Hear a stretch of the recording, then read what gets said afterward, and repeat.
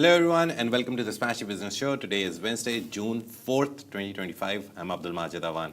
And I'm Warad Ahmed, and we've got a packed show for you today. Firstly, we're going to be discussing how Huda Kattan has taken full ownership. She's reclaimed full ownership of Huda Beauty. Secondly, we're going to be discussing how Mubadala has been recognized as the most active sovereign wealth fund in the world. We're also going to be discussing how this Lebanese Prime Minister Saad Hariri has launched the Dhabi-Based AI investment firm. And finally, Kuwait Investment Authority has joined a $30 billion global AI infrastructure fund that is also backed by Microsoft, MGX, and Elon Musk's xAI. The very first story, the biggest story yesterday, there was a very funny story behind this story that it got leaked.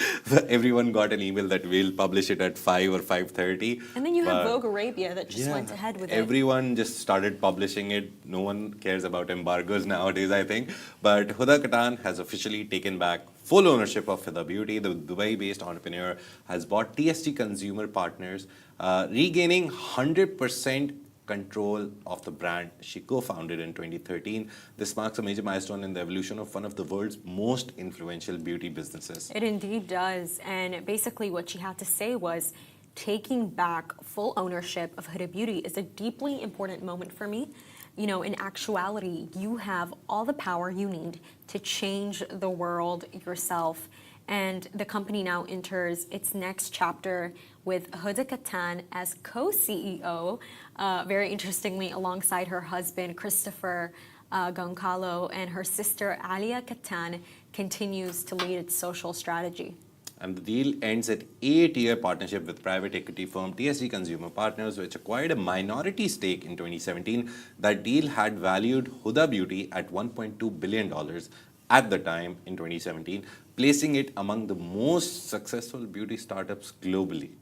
And this is very interesting because it actually comes as Huda Beauty very recently announced the sale of its ownership stake in xAI, the fragrance renowned brand co-founded by Huda and her sister Mona Kattan, to U.S. investment firm General Atlantic. Now, this deal basically allowed xAI to operate as an independent company, with Mona Kattan continuing to co-own and lead the brand independently away from Huda.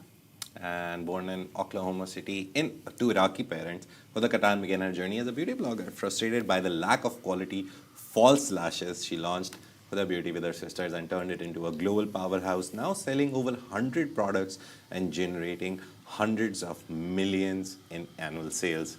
Very interesting story. Look, I think with this story, it's just really signifying to me that Huda is for sure a perfectionist. Yeah. For sure a control freak. In the best way possible, though. Because I remember I was watching this interview of her sister, Mona Kattan, on the Chris Fade show on Virgin Radio. And basically, she was telling them about how everything that she does is like on her calendar. No, like magic, absolutely everything. From her meetings with clients to board meetings to quite literally spending time with her family. Nice. and cuddles with her husband.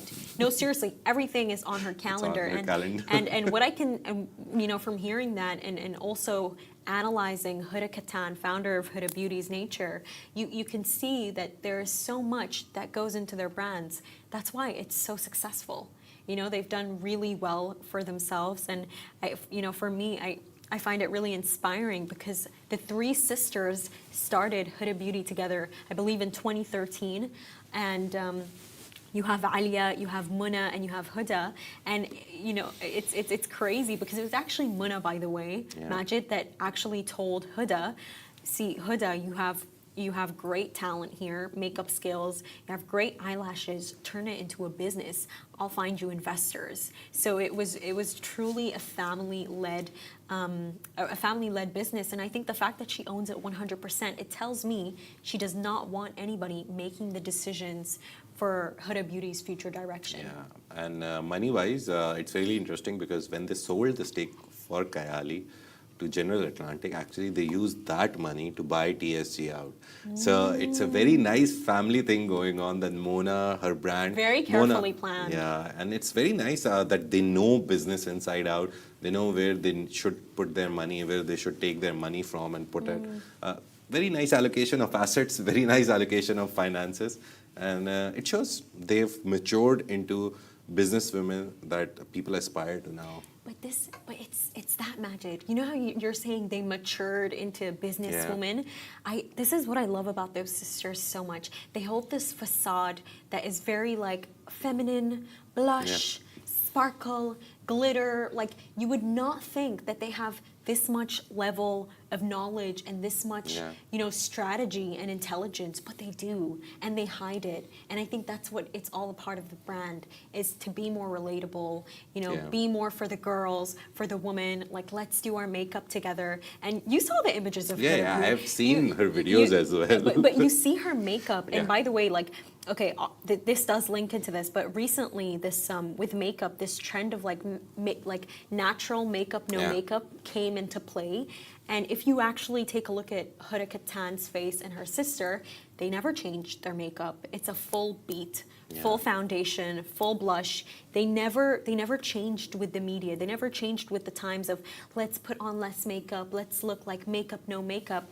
They stuck true to themselves, and I think that's why the brand is doing them more than so staying well. true to themselves, they have to put all their products on because they're the models for their brands, I think. they've always And if been they like don't this, put though. makeup, if they do less makeup faces, no makeup faces and all that, their sales are obviously going to get affected. So if I am selling, let's take Himantra's example. If I am selling Himantra, which is nice, nourishing water, You gotta be running the beach. I need to show people. If I'm the face of the brand, also, I need to show to the people that, oh, look, I'm drinking. So that's.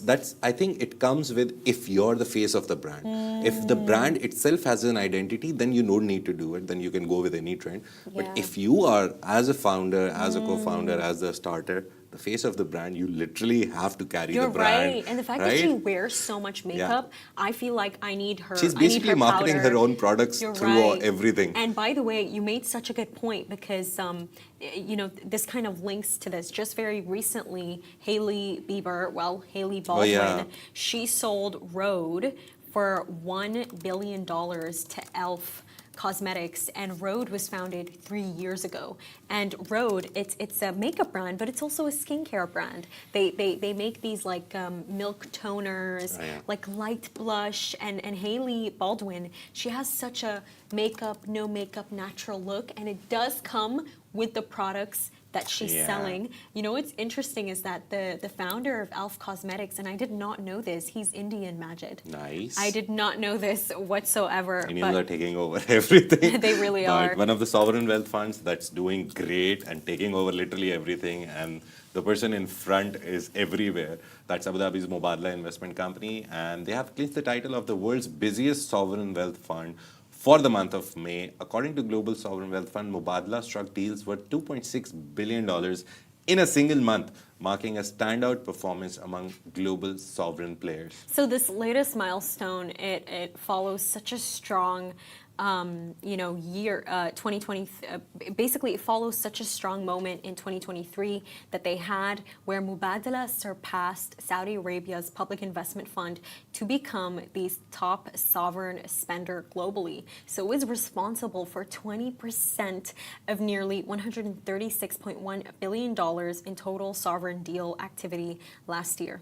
And the man steering Mubadala's global momentum, the man I was talking about, is CEO Khaldun Al Mubarak. Beyond his role at the fund, he serves as the vice chairman of AI firm MGX and is best known internationally as chairman of Manchester City Football Club, where he's played a key role in the team's rise to global dominance. So looking ahead, and I think that this really is a deal breaker, and it signifies how important Mubadala is that they're actually going to spearhead the construction of Stargate. UAE announced just very recently with Donald Trump's Gulf visit to Abu Dhabi, and it's expected to be the world's largest AI data center outside of the United States. Now they're also collaborating with OpenAI, Oracle, NVIDIA, Cisco, and Japan's SoftBank, and it's scheduled for completion by 2026. And with Khaldun al-Mubarak at the helm, Mubadala continues to position Abu Dhabi as a global player, not just in finance, but across AI, tech, sports, whatever you can name it. Mubadala has a stake in it right now. The funny thing is, with Mubadala, it's the most visible sovereign wealth fund. Because you and me, if you talk about the last 2-3 months, ADIA is actually the most richest sovereign wealth fund in Abu Dhabi, Abu Dhabi Investment Authority. It has nearly 1.2, 1.3 trillion. There is estimates. And they just have $330 billion. Yeah, and you never see ADIA in any news or doing this and that, but still they're the richest. But Mubadala with Khaldun al-Mubarak, the funny thing is, he's literally in every picture. Stargate UAE, he's in the picture. The line that Trump shook hands with, he was there on the third place after His Highness Mohammed bin Zayed, the president's brother, and then another person I completely forgot, and then Khaldun al-Mubarak. Oh, Jensen Huang was there too. No. When he came out of the airport, there was a line of Emiratis standing there. So as soon as he came out, he met them. So His Highness Sheikh Tanoon was the first one, and second was His Highness the President Mohammed bin Zayed's brother. And third was Khaldun al-Mubarak, and then the U.S. ambassador to UAE, she was there. So the whole list, he's always there. And since Mubadala is part of G42, it's like co-investor with, I think, another company. G40, oh yes. So G42 is a mixture of Mubadala. They made MGX together. Yeah. So it's very funny that Mubadala is literally everywhere, but still they're at 330 to 400. Again, estimates, but they're there. And it's the most visible one. I don't think we've done a story on ADIA in the past 3 months since the start of the year. We haven't done a story on which ADQ a lot. ADQ does a lot of energy acquisitions and all of that. They're not really interesting. They're very boring business stories like this acquisition, that. But ADQ, the latest big news that we did was they took over Aramix. And that wasn't even ADQ. It was a subsidiary of ADQ which took over Aramix. So again, very well done job for marketing Mubadala. You literally see it everywhere. If Mubadala is not there, Khaldun al-Mubarak at least is there.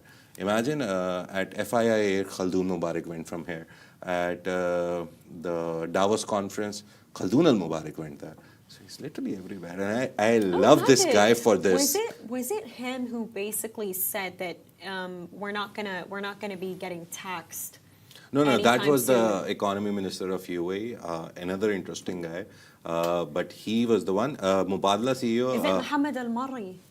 I think Yeah, it was. his name was Murray. I don't remember the first name, but yeah, most probably Mohammed Al-Marri. He's the economy or finance minister of UAE. The funny thing about him, the most interesting thing in the last speeches, he said he has an AI. They have in Mubadala an AI chatbot or AI assistant or someone who sits as on a board seat. So if you have like 12 board members, one of them is an AI software that they use. I still don't know how I feel about this. Yeah, so he said that without that input, if there is a board meeting or if there is any kind of meeting and they don't include that AI model, LLM, I don't know what that is, he just said AI board member. If they don't include him, he says, I don't go to the meeting because I want that input whenever I'm making any decision regarding finance. This is what I mean. If he said that, then you know that this is a very strong character. Yeah. This is a very firm character. Like I do truly believe that when Elon Musk, phoned all of those G42 executives to tell them, please, you cannot do UAE Stargate without me. Like, xAI, I can't be left out like that. I thought we were friends. There's no confirmation if it was Khaldun who responded. The scoop was done by Wall Street Journal. But if that man is speaking that way, then you know that he not only is he heading the company into such a successful track record as he would like to describe it, but you know that this is a person who is standing very firm. Yeah. And from that person to another person-led story, former Lebanese Prime Minister, Saad Hariri is setting his sights on the global tech industry, this time from Abu Dhabi. Hariri has launched an investment company named Genesis SPV Limited, officially registered in Abu Dhabi Global Market or ADGM in late May. So according to ADGM filings, Hariri is listed as the sole shareholder of the new firm. So while the venture is still in its early stages, people familiar with the matter say Genesis will focus its investments on the global technology sector with particular emphasis on artificial intelligence, according to Bloomberg. Yeah, and though representatives for Hariri have declined to comment publicly, the launch marks a deepening of his relationship with Abu Dhabi. After stepping away from Lebanon's political scene in 2022, which is very recent, Hariri has made the UAE capital his primary base of operations now. So in recent years, he has taken on a more strategic role in the region, emerging as a close advisor and gatekeeper to His Highness Sheikh Tahnoon bin Zayed Al Nahyan, who oversees one of the world's most powerful investment empires, valued at $1.5 trillion. And the launch of Genesis SPV aligns closely with Abu Dhabi's broader ambitions to lead in artificial intelligence. And the city is already home to major AI players like G42, MGX. If you listen to the show, you would know these names by now, by heart. And Hariri's new firm could soon become part of this growing tech ecosystem. And it's very interesting. A former Lebanese PM has chosen Abu Dhabi. We always do these stories. Richest man in Nigeria brings his family office to Abu Dhabi. Naguib Sawaris, the guy who started Monify in Dubai, his brother Nasif Sawaris' family office is in Abu Dhabi. Literally every family office is trying to set up something or some part of it in Abu Dhabi. I think, you know what, honestly, this tells you? It tells you how multifaceted the Lebanese people are. I remember I was at this event. I won't say where this event was, but I met this really great marketing manager, Majid, and she was Lebanese. And she was just telling me about her career progression. You know, she was a very famed journalist, turned into PR, and she was like, you know what, next year I might just go run for minister in Lebanon. And I'm like, wow, you guys are all the same. I even know a really close family friend. They used to work here. They were a director in a famous company. Then go to Lebanon, become a minister. I think it's a very interesting trend here. It holds true. What are they saying that? What's that called? Master of one, Joker. What's that? How does it say? Joker of not God, Joker. Something Jack of all trades, Jack master of all trades, of none. master of none. But I recently saw a movie, and there was two guys having a conversation, and one guy was telling the other guy there is a continuation to it, and I was like, never heard of it. So it's Jack of all trades, master of none, but better than master of one. And I was like, okay, weird. Makes sense that you know a lot of things, but you're not just a master at one thing. And somehow, if that one thing gets taken away from AI, which we've seen a lot, an update on Microsoft: 400 more people. One of their branches in US, they fired 400 more people. Every day, there's like 200, 400, 300 somewhere getting fired. So yeah, if you're a master of one right now, I think it's very difficult to survive. I remember I was giving my IELTS, and this was the exact same topic which she told me to speak on for 2 minutes, and I was like, okay, what do I say? And I remember I had to argue for it. And I kept saying, oh, this, jack of all trades is better, blah, blah, blah. And then she asked me, and after that, 2 minutes of whatever you say, they ask you questions. So it's kind of a discussion. And she said, why do you believe that jack of all trades is better? I was like, because if you're a doctor and you don't have good communication skills, the patient is lying on the table and you don't know how to talk to them, soothe them, make them my God, prepared. I remember it was Mohammed Al-Abbar, founder of Amar Properties. He said that in a speech. He said that, you know, with a patient, like they're gonna die. I remember. Oh no, he said that with a patient, they're gonna die if you're having a 3-minute meeting. Oh yeah. Like, he can't start. Oh, I'm sorry. But again, it just flashed. I think every field now in the world right now needs you to have extra skills. You're an engineer, okay, you're great at 3D drawings, renderings, and buildings and everything. But you need to have communication skills, leadership skills. You need to have, AI skills now as well. So yeah, jack of all trade works, but don't be a master of one in this age. There's AI. You can literally learn anything within 2 to 3 days. Yes, you can. And more AI. news. Kuwait has officially entered the race for global AI dominance. We always talk about UAE, Saudi Arabia, Qatar, Oman also, because Oman also joined one of the AI initiatives. But Kuwait has officially entered the race, and the Kuwait Investment Authority, which is like PIF, the Public Investment Fund, and all the Qatar sovereign Investment wealth funds we Authority. just talked about, is one of the world's largest sovereign wealth fund with 1 trillion in assets. And I was reading it is the oldest sovereign wealth fund in the world. So it's That the is really first ever, impressive. yeah, and has joined it. Basically, KIA has joined a 30 billion artificial intelligence venture that includes some of the biggest names in tech and finance. So the initiative has Microsoft involved, Elon Musk's xAI, Larry Fink's BlackRock, NVIDIA, and Abu Dhabi's MGX among its key partners. Now, while financial terms were not disclosed, Kuwait Investment Authority becomes the first non-founding financial anchor in the venture, marking its first major investment into artificial intelligence. And the joint venture aims to raise $30 billion in private equity to develop global AI infrastructure. Sources close to the project say the funding could eventually leverage up to $100 billion, making it one of the largest coordinated AI investment efforts globally. So Abu Dhabi's MGX, one of the founding partners, is backed by Mubadala investment company. Now, what this move does is that it really does cement the UAE's ambition to position itself as the leading hub for artificial intelligence. And now they have Stargate UAE that is coming up, that's going to have 100,000 NVIDIA chips. And meanwhile, Saudi Arabia also stepping up. Its public investment fund recently launched its own AI company called Humane. Again, I will say, whenever I take the name, I will say it, that it's a very nice wordplay on the word human, and has signed deals with NVIDIA, with regional powerhouses now fully in the AI arena. The GCC's next major frontier is clearly digital and AI. And Kuwait coming in, it was really interesting. As soon as I saw, I was like, Kuwait, we don't really talk about it much. They don't do much. Then I read $1 trillion. I was like, No. PIF is nearly $1 trillion. You know what? You say you don't do much, but they honestly do. It's just the media coverage is limited. There is probably a lot that They is don't have a unknown good here. marketing team on a national level. Probably, but you know what it is with this entire $30 billion AI infrastructure fund? It seems to be very silent, Majid. Yeah. Very silent, very unknown, and I think the fact that you have this $1 trillion powerhouse that is working with Elon Musk, working with Larry Fink, I'm really excited to see the project that they come up with, especially when I was looking at the shareholders in xAI.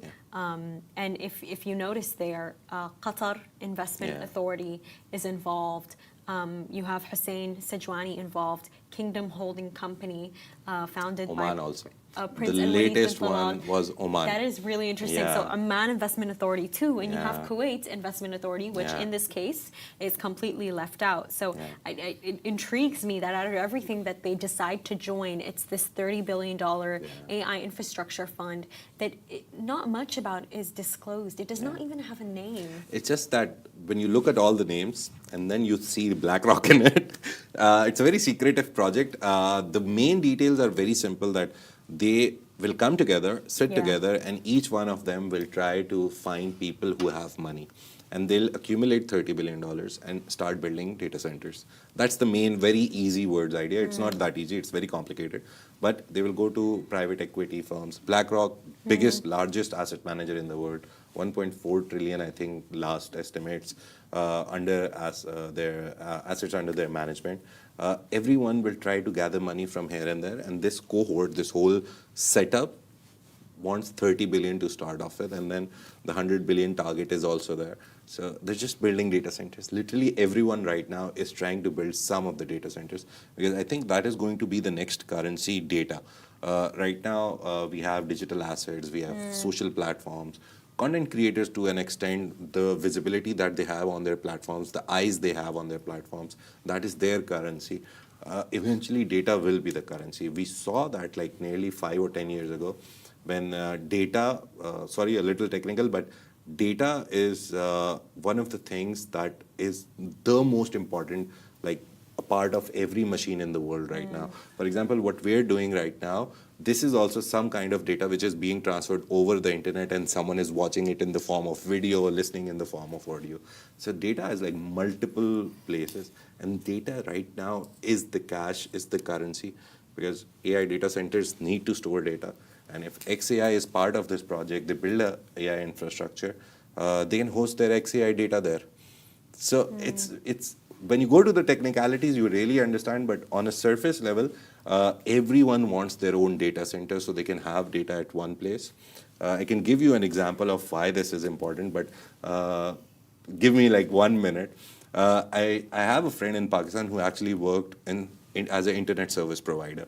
So one day I went to his place, it had a big office, and there was like servers and servers of boxes and small boxes, and I was like, and it had Facebook and Google written on it. And I looked at them and I was like, what is this? Why do you have so many of these weird boxes in your... He's like, Facebook, Google, they provide us with separate devices. So whenever your internet is slow, Facebook will never be slow. Google will never be slow. So even if you have the worst internet on the planet, these two websites, they go to literally local level ISP providers, internet service providers, and they give their own servers network. So their networks will never slow down, even if you have the world's worst internet. And I looked at it and I was like, okay, makes sense. And they give it to you for free. So now this is what data centers will eventually do. If you own a data center as xAI, OpenAI, whatever, you can literally have the best response time on ChatGPT, on xAI. So this is how it that's works. really interesting, Majid. Yeah, you go deeper, it's so crazy that you're like, how is this working? And as I told you, like 1 gigawatt needs at least $40 billion of investment. 5 gigawatts we're building at Stargate UAE, which is the largest outside of UAE, the biggest network. 40 into like $200 billion will go into just building it. And then the running cost every day of electricity, this, that. There's so much details in this. So many details. Sorry, before we go, Eid, if you're free on Eid and if you have 10-15 minutes, there's a very long article. I just saw the headline. I was like, I have to read it someday, on Bloomberg, of the original Stargate project. I was confused that if they're starting Stargate UAE, why haven't they done anything on the original Stargate? They've actually started building it. And it's a May 20, I think, article. Just try to find it on some places if you don't want to pay for Bloomberg subscription. But do read it. It shows you the whole with pictures. They have Sam Altman talking to them. They have Jensen Huang who talks to them. And then they have the actual guy who's the engineering like master planner of it. You'll love it. I haven't started reading it like past the 200 words, but I will read it. You guys can have a good Eid read if you're interested. Happy holidays to all of you and Eid Mubarak. And that's a wrap for today. Thank you so much for tuning into the Smashi Business Show. Make sure to follow us across all social media channels at Smashi Business and stay ahead with our daily newsletter. You'll find the subscription link in the description. This has been a Smashi Business Show, a Smashi Business production, part of the Augustus Media Podcast Network. A big shout out to our 1.5 million monthly listeners across all platforms. You make this possible. If you're one of them, we appreciate you. Again, happy Eid, and we'll see you on Monday now.